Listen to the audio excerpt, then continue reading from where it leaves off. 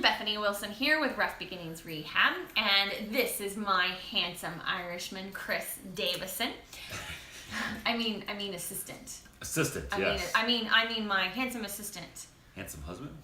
Chris Davison. Oh. Shh, we're not supposed to let them know. Oh. My husband. I think they know by now. Yeah.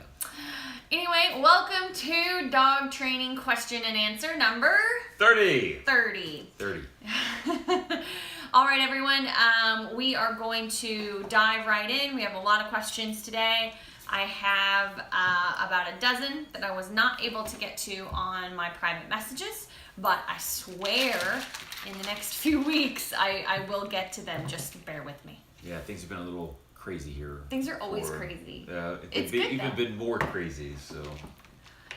No, I mean, since we moved in, we've just been packed. There's just been no downtime. Which is why we haven't had more videos.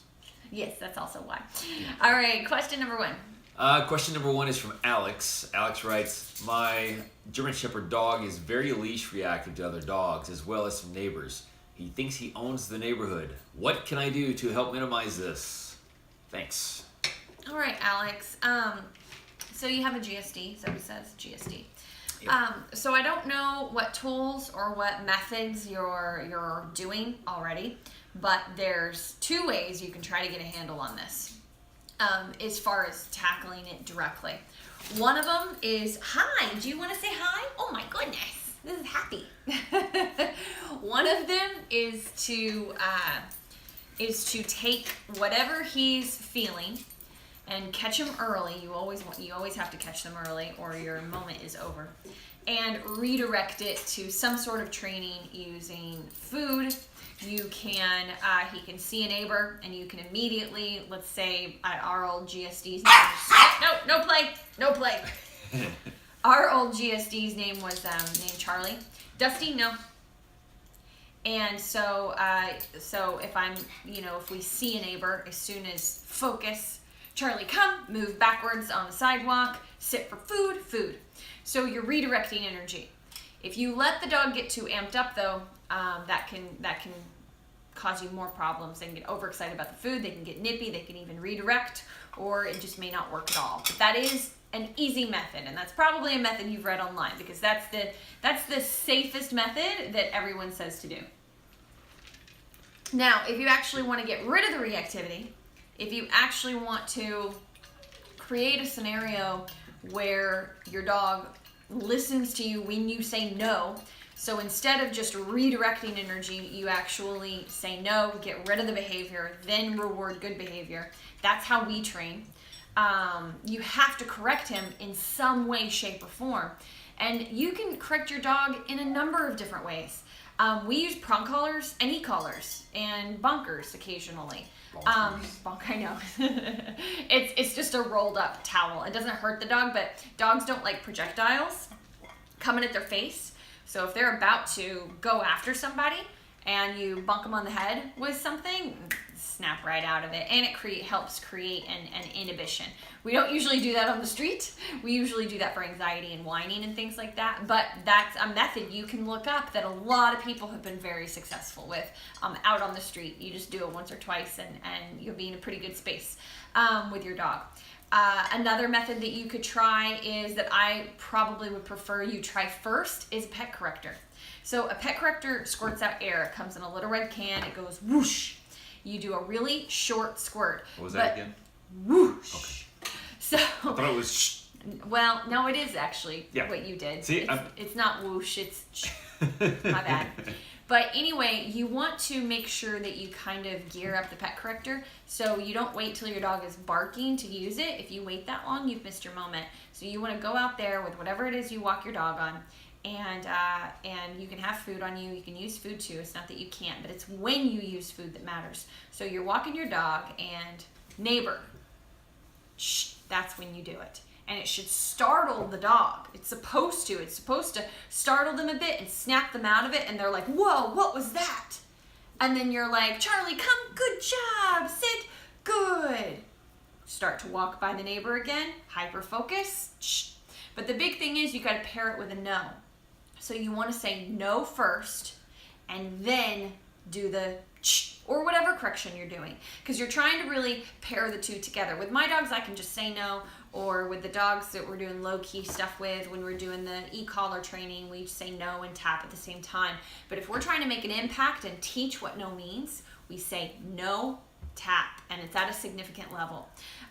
Or if it was a prong collar, no, pop, and then those two are associated together. So you could try the pet corrector, no, ch, and it should snap the dog out of it in the moment, and then you immediately redirect the dog onto something else.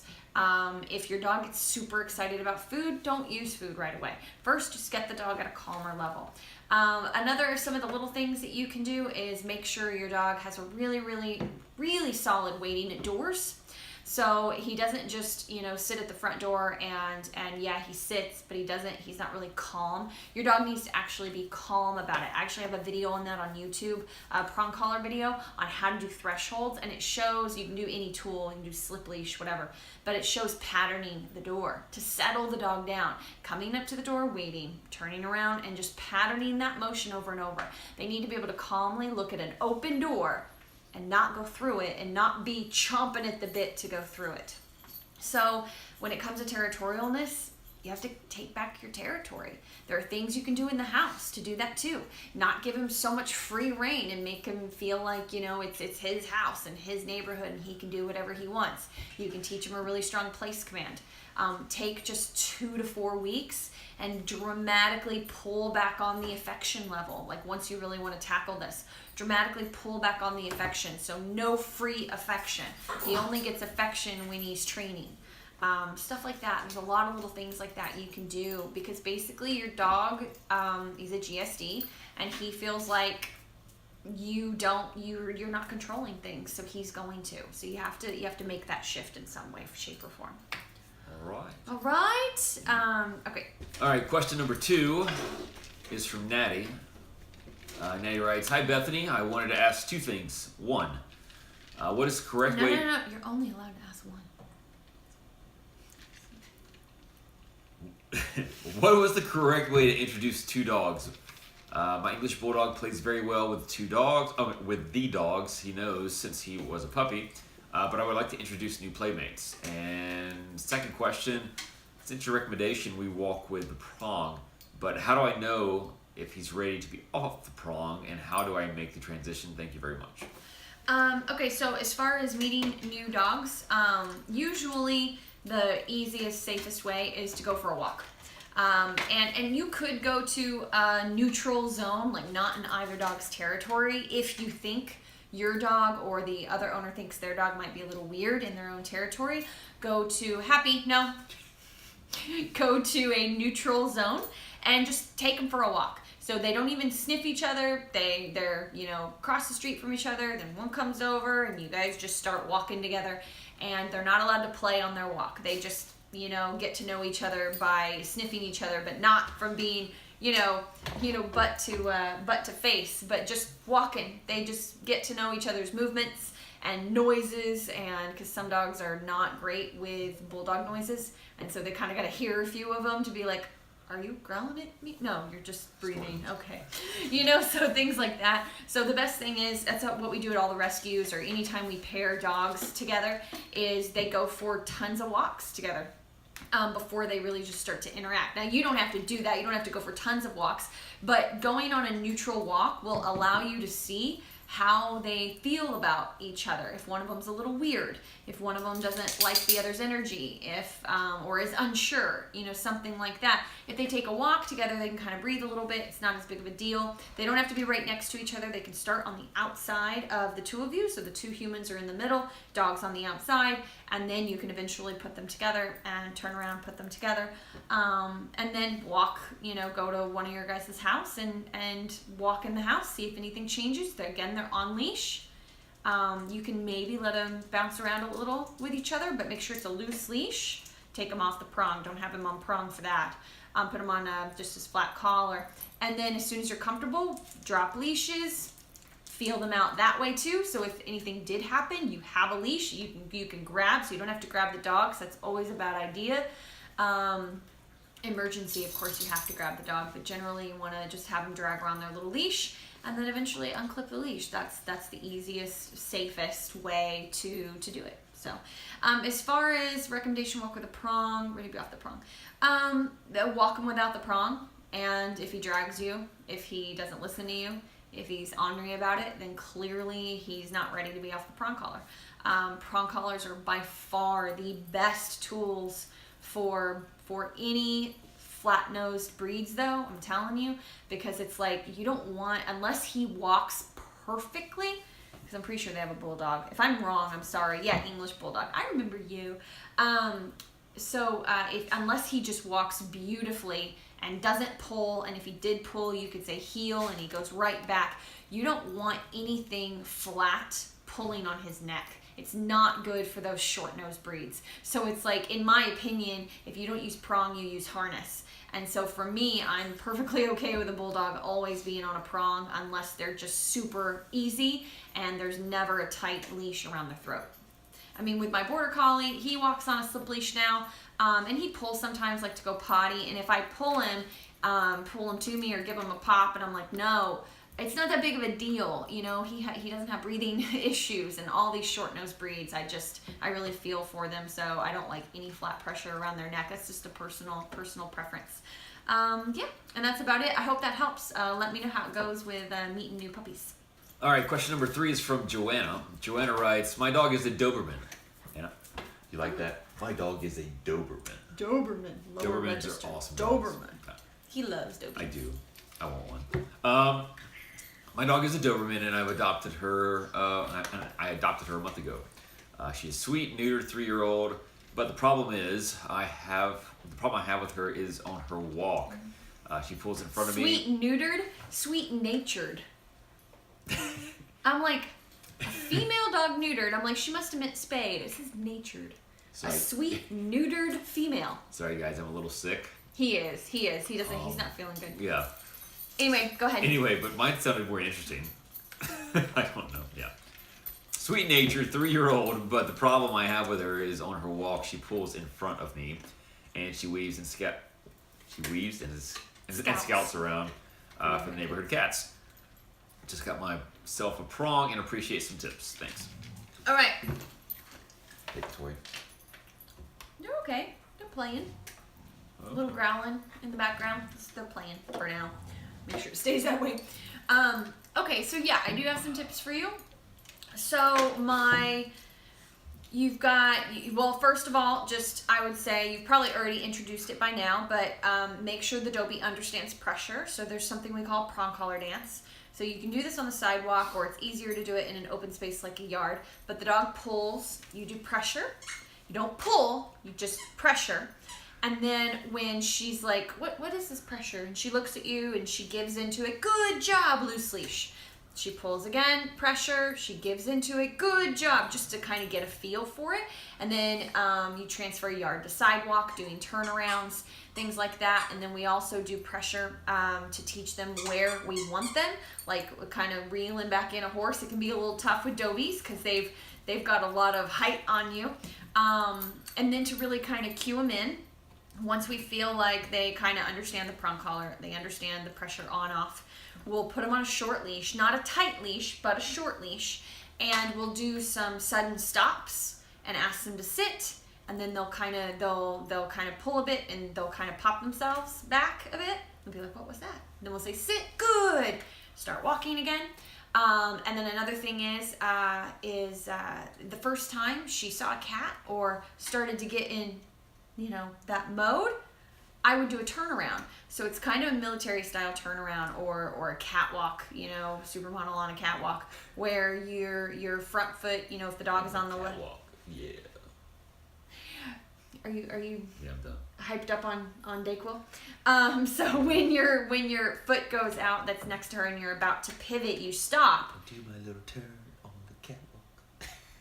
Sorry. No more talking. Okay. From me. When you start to pivot, you hesitate, see what she's gonna do. When she goes out ahead of you and is looking at something, you pop correct to the side, and then let's go, and dog goes with you. And so you try to catch them early. As soon, so she's walking, that's when you pop correct. No. So then you start to introduce corrections. And you vary between stopping and sitting for food, and then also just walking right on by a cat. And then there's the other aspect of this. If she was here training with us, we'd do like the full prong collar, e-collar program, and we would catch her early to keep her at a lower level of arousal in general, mix that in with her basic training with food. And then at the end of the day, once she kind of gets a feel for the tools and understands what we want, we set her up to fail. She sees a cat, and we just kind of let her go. See if she loads. And what I mean by that is see if she gets so amped up she has an outburst. And then we would do one really firm correction. Might take a couple, but a lot of times if it's well timed and she's been well taught, that might be enough. You can definitely let me know, like this type of journey, and kind of just let me know how things are going. But it's kind of like all those combinations. There's a lot of videos that you could really take a look at. I'll put a few of them down in the info box below for you. Just some ideas on handling and the difference between cues and corrections and things like that. You might have already seen them. I'll put a couple by me as well as some other trainers. So for question number 3, just look down in the info box and there'll be some links there for you, Joanna, on some specifics on some different ways you can handle the prong collar. Cool. Cool. All right. Question number 4 is from, Lene? Lene? I always wonder. I know her last name. She's on there, but Okay. what do you think? Lene, sounds good. Lene writes, I would like to know, is there an explanation for why my 10-month-old Samoyed has this unique switch of character around 9 or 10 p.m. and later when I take her for her normal park for potty? Normal park for potty? Yeah, they go to the park for her to potty. Gotcha. It's like a daily routine. I was like, she's parking the dog? Which is quiet and empty. Yeah. It's quite empty at that time, where she never gets bothered by anything. But after that hour, she might suddenly start barking and lunging towards a doorman, stepping out of the building to take a break. But we are like 50 feet away, or someone walking on the other side of the park while she has been there 10,000 times, and this would not even get noticed any of the other times. Not sure how to handle that, since she will just drop her tail after that and be all attentive to other movement and noises and react. Yeah, she's just really scared. Yeah. Strange thing, it doesn't happen always, just sometimes. Yeah. So then she would not be in the potty mood anymore. I have treats ready and trying to get her focused on that and commands, but it doesn't seem to work. Okay. One of the only situations that food does work is to get her to focus on me. Does not work at night. Yeah. So it's not uncommon for dogs to be extra edgy and nervous at night, especially an adolescent dog. Especially, we get lots of dogs in here that are 10 times worse at night than they are during the day. There's shadows involved, and it's different. If they're just seeing people, like a regular flow of people, it's no big deal. But then they don't see anyone for 30 minutes, and then all of a sudden, a person. Right?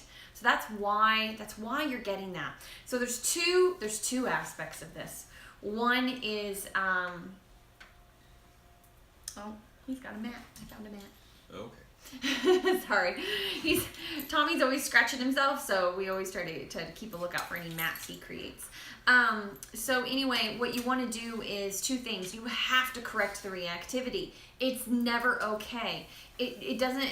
Correcting a fearful dog doesn't make them more fearful. They're already fearful. Correcting a fearful dog will teach them they have to deal with those emotions instead of have outbursts, okay? And then you can help them deal with those emotions, but you can't do anything if she's had an outburst, all right? You have to correct the bad behavior. You can use a leash, you can use a pet corrector, you can use a prong collar, e-collar, whatever it is you're using, you have to correct the bad behavior. The only time you can't really pop a dog is if you're using the around the nose. But you have to correct it somehow. So once you correct the dog and you kind of set that tone, and it's a firm enough tone where the dog is like, what? What was that about? then you can start to try to build some comfort in those situations. So I would say, you said it's one of the few situations where she won't focus on you when you have food, is you're just gonna have to practice more. That's really all it comes down to. And what I would do is, if this is really a consistent big issue at night with random people, is just get her working more for food at night. So are you gonna have to skip a couple of meals so she's a little bit hungry? Probably, but she'll be fine. Let her skip breakfast and dinner and then only have some food that night. And really get her, let her think for a week that the main part of her food, like her kibble, whatever it is, comes at night when she's on her potty walk. So instead of it being a potty walk, it's more to work her. Lots of sits, lots of downs, and then that way when someone does pop up and she starts to focus in on them, you try to correct her even before she barks. You try to correct her before she gets to that level. But anyway, either way, you correct, and then that way you can be like, puppy, I don't know, name, but puppy, come, good, sit, food, because you've been practicing it for 20 minutes before that human surprised you guys. So those are the kinds of things I would start to play around with to see if it helps. But it's not uncommon. It's a comfort level. And the best way to build confidence is you got to put out the fire, which is the reactivity. You have to correct it. Then you have to try to prevent it, catch it before it escalates, right? And then really reinforce calm. Nice and calm at the front door before you leave. Really structured heel. Just really try to fine tune all the little stuff. That way it'll be easier for her to listen with the big stuff. When it comes to her tail being down, the best way to do that is to get her in working dog mode. So you're going to have to practice more at night. You're going to have to use food when there's nothing around in order for that to try to transition when something does surprise you guys. All right. Hopefully that helps. And yeah. All right. Question number 5 is from Crow Moon. It's kind of cool. Mm-hmm. I wonder if this person's an Indian. I don't know. Might be. The question is... She's on Facebook all the time. Oh, is she? Mm-hmm. Crow Moon writes, what is the best way for humans to approach dogs? I walk my husky Loki every day, and a few times a day actually, and he sees our landscaper caretaker of the property where I live every day too, but sometimes he asks if he can pet Loki, and I say yes. Sometimes Loki's hackles will go up, and he will scurry around in front of the guy, but at other times he will stand still, no hackles, and be friendly. Loki's also okay with my son's friends and girlfriend, never any hackles. It seems it's just with this one guy, which quite honestly makes me leery, although the guy seems pretty nice and is an animal lover. Should I just not have the landscaper guy attempt at all? I also feel like I'm forcing Loki to be in a situation that he really doesn't prefer when this guy wants to pet him. Yeah. He says, I hope I made some sense. I made some sense there. I'm typing this while sipping coffee. Yeah. I wish I had some coffee right now too. Yeah. Anyway, she says thank you very much to Bethany, and she appreciates everything that you do. Okay, so yes, you're putting him in a situation he's clearly not ready for. So you have to switch things up. If you really want to, fix this, you got to switch it up. So a lot of times, dog people, I'm going to do quotation, dog people are people that are like, oh, it's okay, buddy. Come here, come on, buddy, come on, come here. Oh, it works with Tommy. Good job, Tommy. Come on. Oh, good job. And maybe he's not doing that. Maybe he's not doing that at all, but he's still probably radiating that type of energy. And that level of softness, sometimes dogs don't want nothing to do with it. They really, really don't. So what you need to do, if this is something you really want to tackle, is kind of get Loki over this hump, is to not put that pressure on, like that direct pressure of come here, buddy, and instead have Loki sit for food, and then have the guy let Loki see you hand food over to the guy, and then the guy doesn't bend over at the waist, but the guy is just holding food out to Loki. See if Loki takes it. Judge his demeanor more that way. If he's even nervous then taking food, then you definitely don't want this guy to face Loki head on and try to engage. So like we recently had a dog named Lucy that pity mix, and every time we did the door exercise with new men coming in, because that was her big issue, they would always approach her at an angle like this and just glance at her and squat down and give food. Now you don't show your back because a lot of dogs will take advantage of that and be jerks, but you don't want to show your front because it's too much social pressure. So you go at the side, and then we would have them just give food out to the side like this, and then eventually scratch under the chin, maybe the shoulder, and then just judge how the dog felt about it. So if that's something you really want to tackle, that's how you do it. Tend to start with the shoulder though, right? Not under the chin. Well, if you're giving food. Okay. Anyway, and you can really get Loki in the habit of, like, if you're stopping and talking with people, just have him sit and you give him food. So you add that layer of structure to the situation, which will help Loki feel a little bit more safe because you're adding in obedience, adding a down, things like that. And yes, don't let this guy put too much pressure on him, because it's every time you do that, Loki loses trust in you, and Loki feels like he's making all the decisions. And eventually, one day, he might make a really bad decision, or not. But I'm just, it's always something to keep in mind. I hope that helps. I hope that gives you, kind of something to think about. So. Cool. All right. Question number 6 is from Kristen. Kristen writes, "My 6-month-old, what? Cabochon. I already knew this. Cabochon still pees, jumps when I get home, or when anyone comes over. I have bruises all over my legs from her. I have tried treats to get her to sit, which she does for a minute, but then she goes nuts. I've been trying to hold her by her collar as I say sit and keeping her calm, but I need help." Haley asks the same with her Westie. Okay, so Wait, real quick, sorry. What Cabochon? Maybe a Bichon mixed with a Cavalier something. Cava.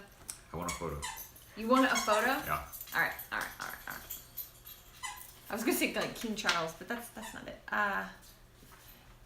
Cabochon. Thank you, Google. Let's see what this little stinker looks like. Bingo! How cute. Very cute. It is very cute. That's a Cavapoo.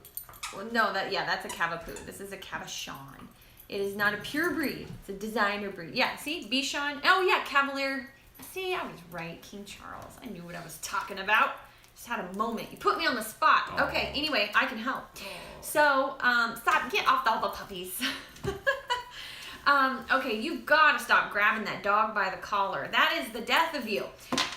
So, that was dramatic, but it's bad. It's very, very bad. Anytime you grab a dog by the collar, even if you're making sure it stays loose and there's no tension on the collar, it's just so physical. And it's like you're having to completely control the dog through this thing around their neck. And it's no matter how cool you might play it, it's very emotional. And if you were to do that, if you had to do that in some situation, what you would want to do is give the dog a pop to get control over them, to settle them down. But then you have to make sure it's loose. You don't ever want any tension on it, because it'll never go away. Like they'll keep doing the same thing over and over. So you need to come at it from a much more distant, business-like, matter-of-fact way. You got to get a leash on the dog if you want to practice this. So we do have a video on jumping puppies on my YouTube. It might be in the puppy section, but you could probably type in, puppy jumping or dog jumping, Ruff Beginnings Rehab. It might pop up. I'm not sure. I'll make a note.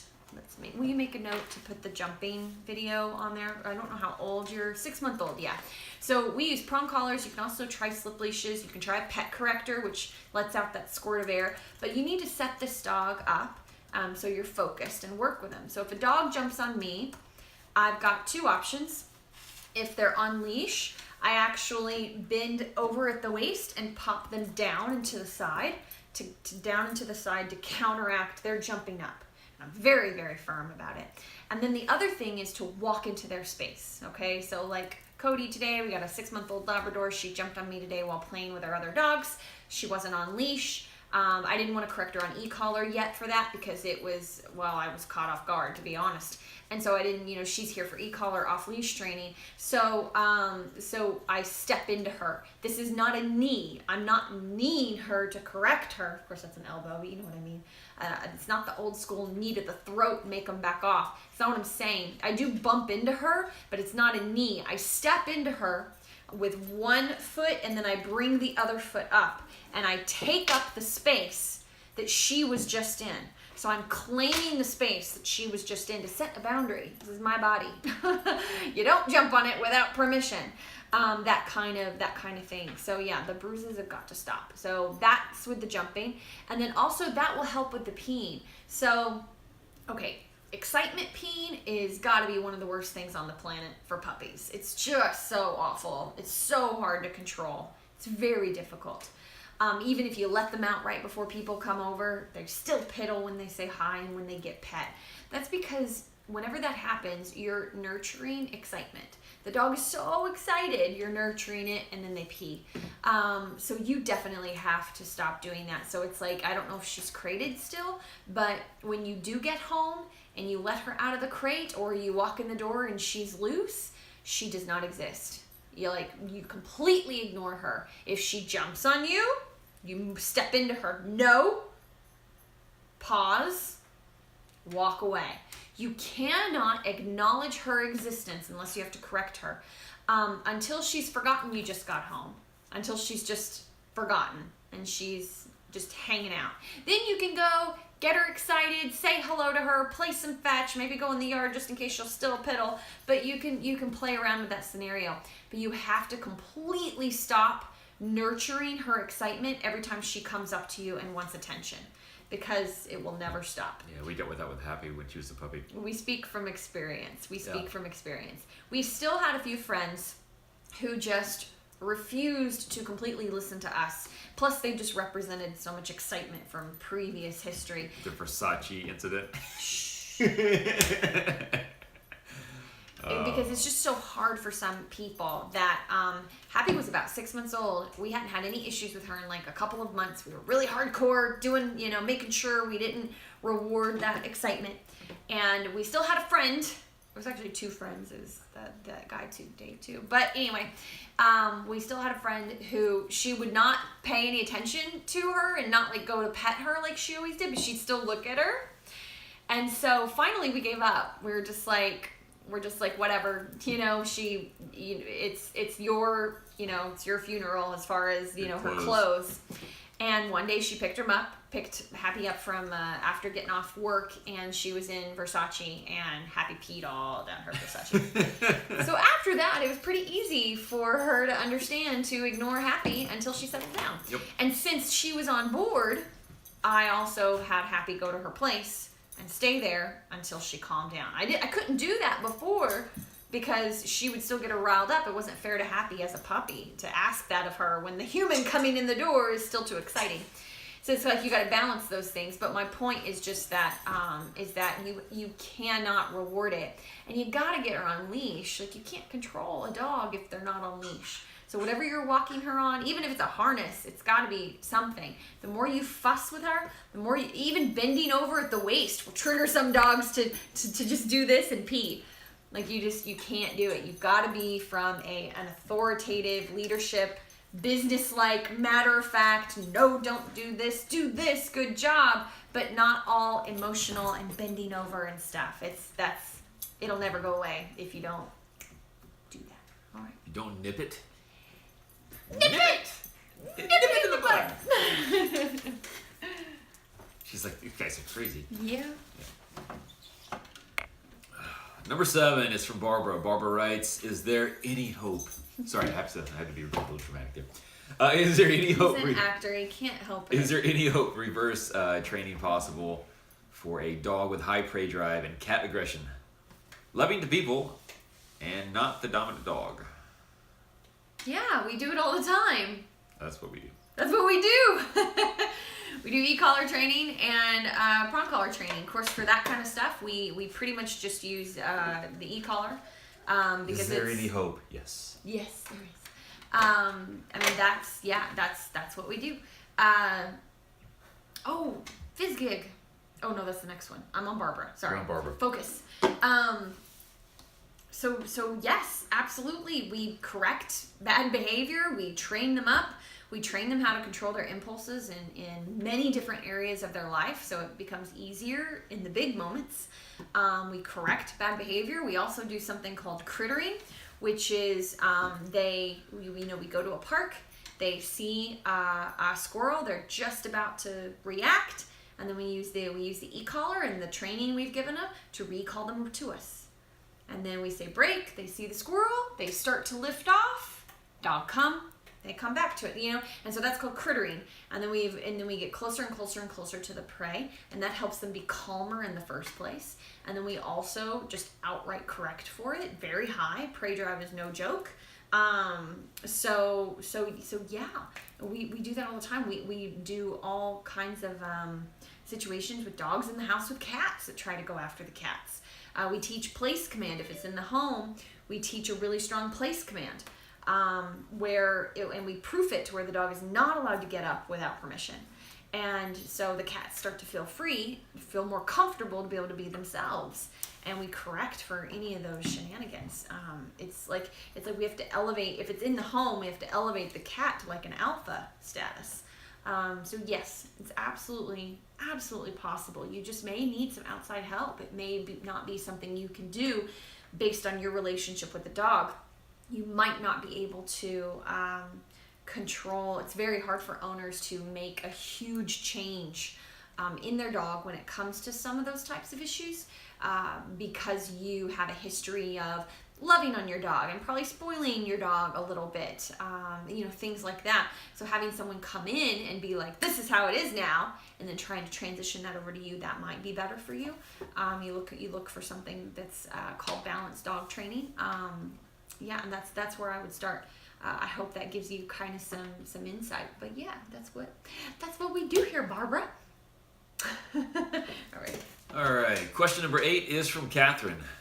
Catherine writes, so Fizzgig is 7 months now and has a serious reactive issue. If he sees someone, he starts to growl at or bark. I correct him with a short tug on his harness and let him know and tell him, sorry, I am sick. I'm trying to push through it here. Harness and tell him no, but he insists on continuing until they are out of sight. How can I help him do better without avoiding people, which I know won't solve the behavior? You have to correct him, Catherine. You know the answer to this. You need to get a prong collar, and you need to prong collar train him, and you need to correct this dog. And that's it. That's it.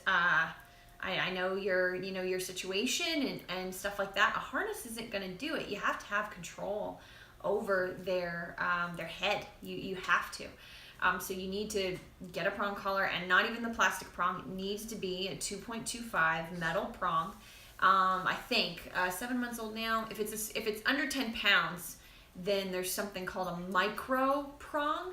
But they're much more expensive. They're special made. I'm sure you'd be fine on a 2.25 Herb Springer on Amazon, and that's what you got to do. And the short tug on the harness. Harnesses, they're not built for what people use them for now. No. They were not what they were intended for. They were intended for hunting dogs, or if you ever see the old prison movies, someone's in this escape, they have the bloodhounds, or they're using the harnesses to get them all hyped up and pulling them back. Because what happens when you get really hyped up? If you've ever seen a fight, someone tries to hold somebody back, they try to push through, right? And that's what's happening when you're pulling back on the harness. It creates drive. You're creating more drive than keep doing what they're doing. But that's what they were doing they get them all hyped up with the prison with the and then let them hound go. dogs, and then just let them go. Yeah.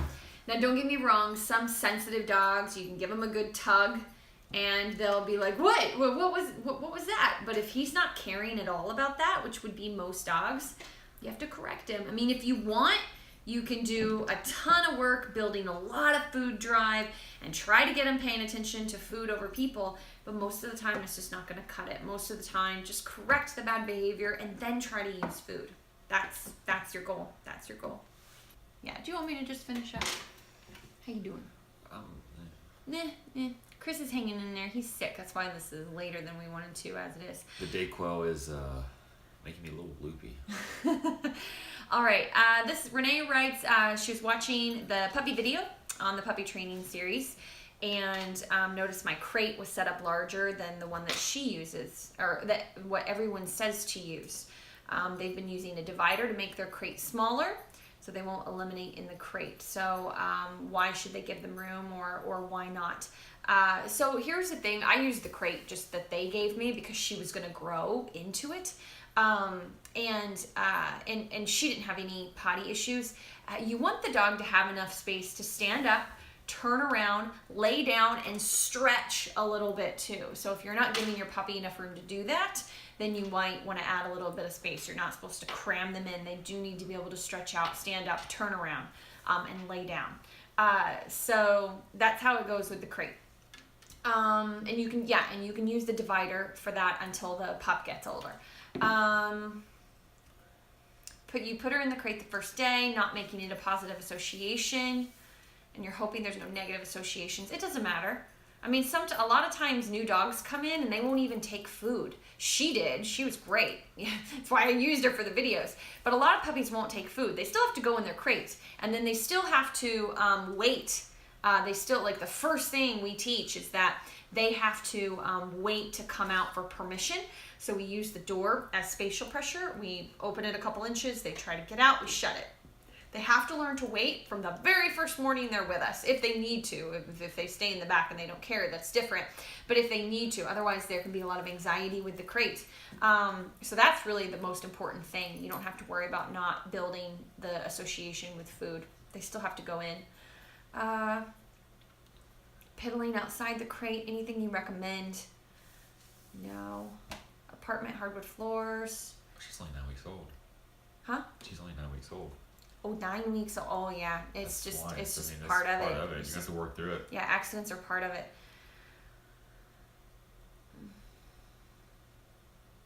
Okay, so a 9-week-old puppy.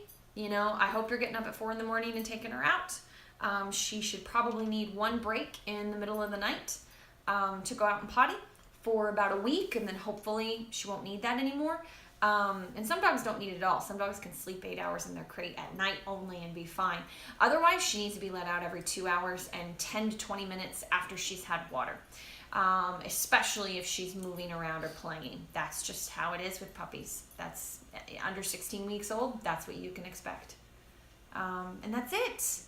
Is that it? Yeah, you have hardwood floors. I mean, she could be associating the towel, but I mean, honestly, I don't would. think you read that part, so that people don't know what you're talking about. Oh, I didn't read it out loud. No, you didn't read it out loud. I read it to myself. You read it to yourself. Okay, everybody. She's asking if Renee is wondering if the towel has an association with the puppy pad, and she's pottying a little bit. Will that go away? I think it will. I mean, most of the time it does. It's usually not a huge issue. It's just a bit of a rough spot that you have to ride out. You still use the towel, but obviously you've got to wash it. If she smells pee, she's gonna continue to pee in there anyway. But if you're using the puppy pads do not come naturally to dogs. They really don't. There are a few exceptions. I have met a few exceptions, but most of the time they really want to go outside. That's what comes instinctual, not puppy pads. Usually they might pee on a puppy pad once in a while and then just chew them up and play with them.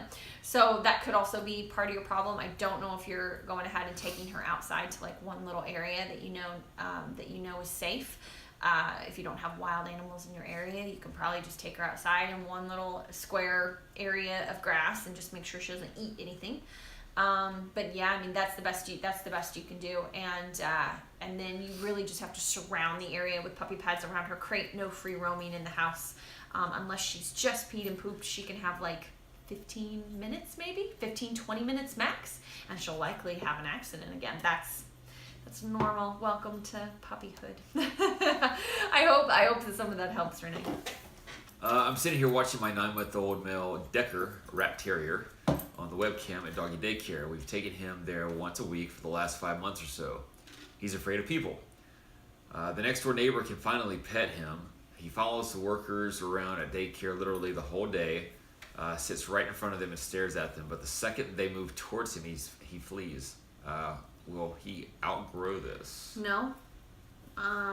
He might get a little more comfortable.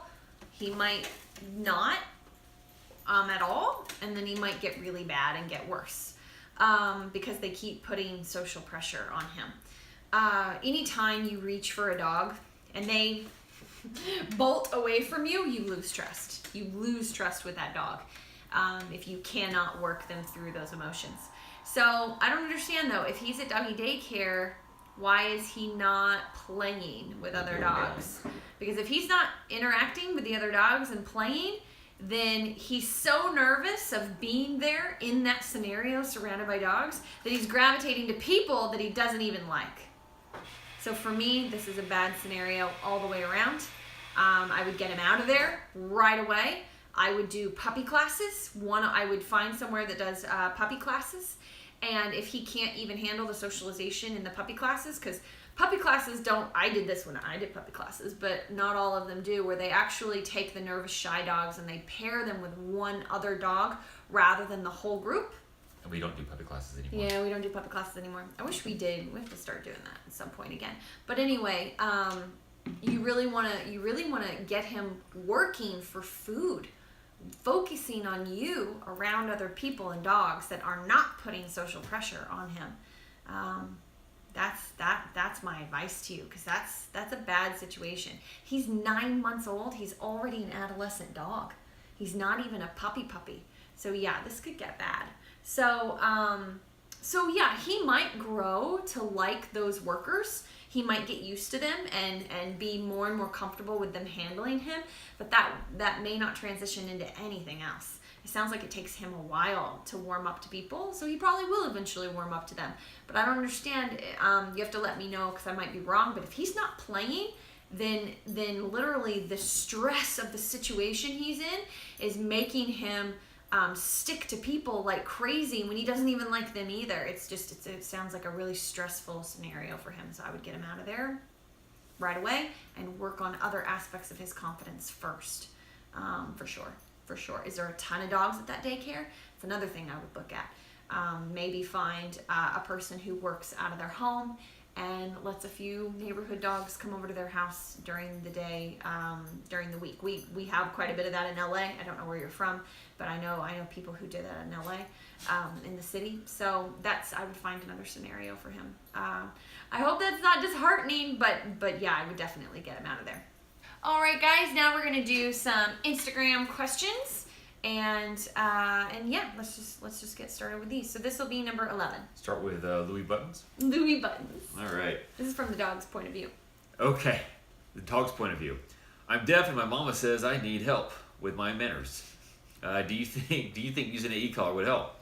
What type would you recommend for a 30-pound Frenchie? I'm super smart. I'm just way too excited to see new people and dogs. Okay.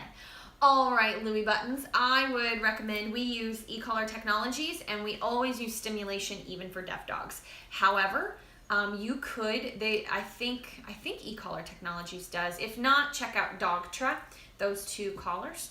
They're lower end collars. And by lower end, I just mean not as strong collars.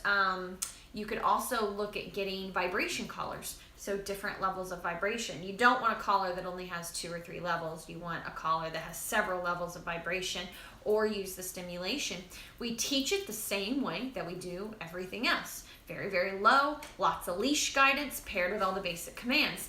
And then the only difference between a dog that doesn't have any hearing issues and vice versa is that we eventually work the dogs off of cues. So they don't have to be cued at a low level where it's like a tap anymore. They don't have to be cued like that anymore. Deaf dogs do. So we've worked with deaf dogs before. We actually had that 12-year-old bulldog. That was the last deaf dog we worked with. You had one before that too. Yeah. She just had so many anxiety issues and nervous issues, and the older she got, the worse she got, and she wouldn't listen to her mom. So we taught, that when she feels that stem, she needs to look at mom for instruction. And then yes, we still correct them for bad behavior as well. Once we've taught the e-collar fairly, we're extra careful with deaf dogs. But yes, it could absolutely help you using a vibration or e-collar, and you teach it the same way. You do. We have basic training videos on e-collar. You might also, Jeff Gelman from Solid Canine Training, he has so many videos. He might even have specific deaf dog videos. I'm not sure, but I'm sure you could go on Google and type in deaf dog e-collar training or deaf dog vibration collar training. I think it would be really, really great for you. I can't imagine not having the off-leash communication tool in general, and then to have a deaf dog on top of that, I can't imagine it. It's such a great tool. So. All right, this is going to be question number 12. This is from Alicia Pretz. I have 2 dogs that started getting into fights right before our wedding in May. They're currently separated. They're currently separated while we work on training our hyperactive 2-year-old pit. The fights did not seem to have an obvious trigger besides the pit barking at something and my 7-year-old boxer attacking him. Have you ever seen anything like this? We are afraid they would never be able to live in the peace, but can't imagine rehoming either. Expert advice would be appreciated. All right, Alicia, I'm really sorry you're having to deal with that. So here's the thing. We do prong collar, e-collar training. We correct bad behavior. We put the dogs in a position to prioritize their emotions, and they need to prioritize what we want over what they want. So we absolutely correct those shenanigans. But we also do a ton of positive reinforcement, a lot of impulse control with smaller stuff, like being able to stay in place command with one dog playing fetch and vice versa, you know. So we really create this scenario where we don't just hold them accountable in one way, but in a lot of different ways. Dusty, come here. Prong collar, I think, is right there in the chair. How did Cody do earlier outside? Was it easy? Yeah, It was easy. I didn't even need to go online. Like, I used it, but I didn't need it. Okay. So will you also take Tommy and do the same thing you did with Cosmo and Winston? Yeah. Do with Tommy and her. It might be more difficult. And you don't need the prong collar then. Just take them out. Here, let me do this. Where was I?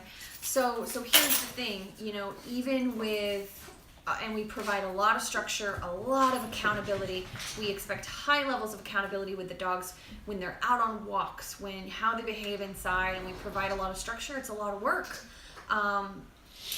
Even with that, there are some owners that still will struggle. There still might be an outburst here or there that they have to deal with and have to be ready to deal with it.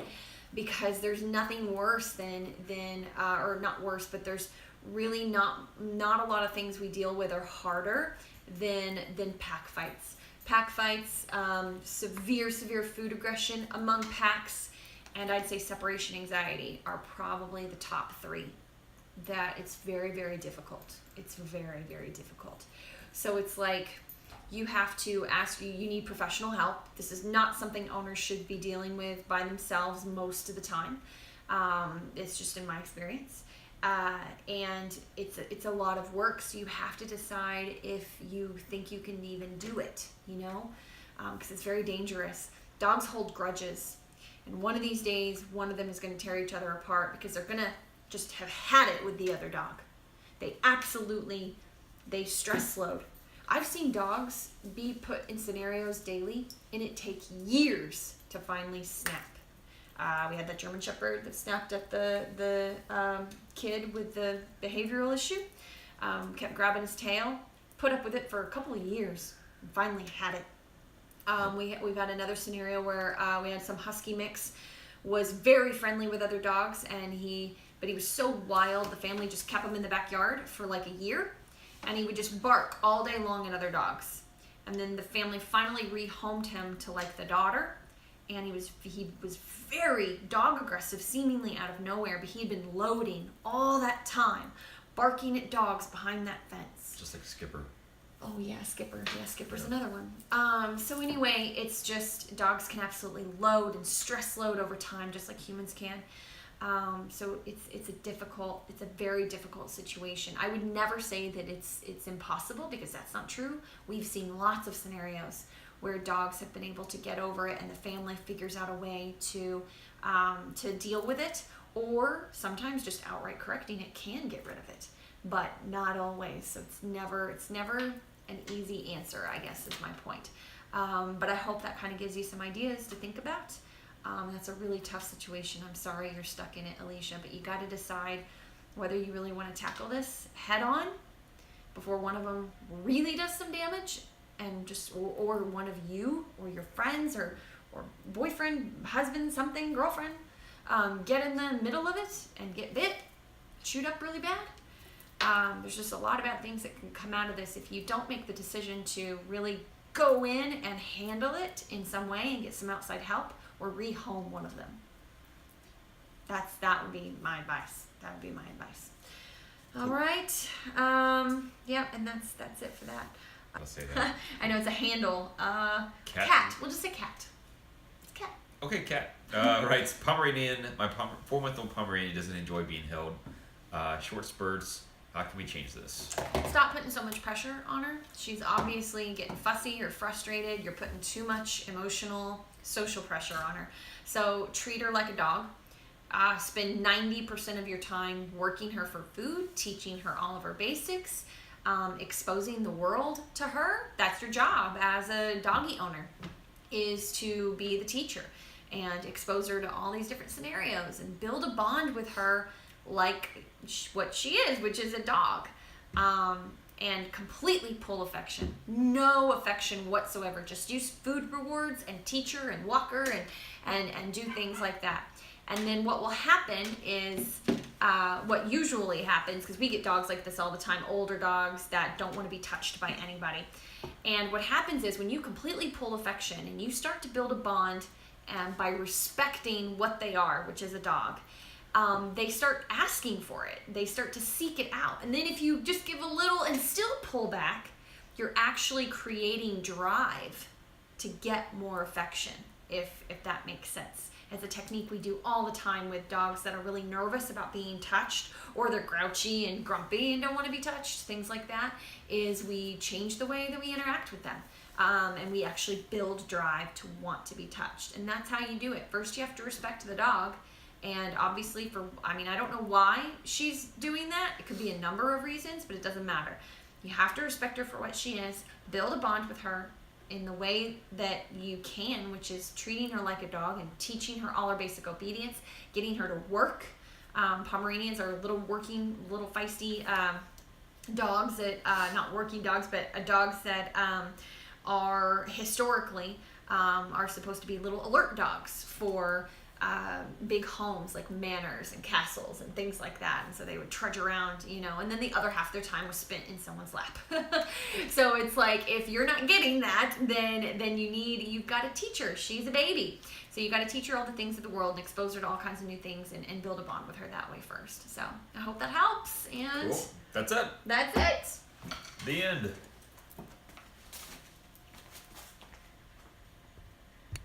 All right, everybody. We hope you all have a good rest of your week, and thank you for tuning in. If you want to ask me questions, you go to the Facebook page, Ruff Beginnings Rehab, and just look for the next post. That'll say dog training questions here. You can follow us, and then you can ask us there. Have a good one. See ya.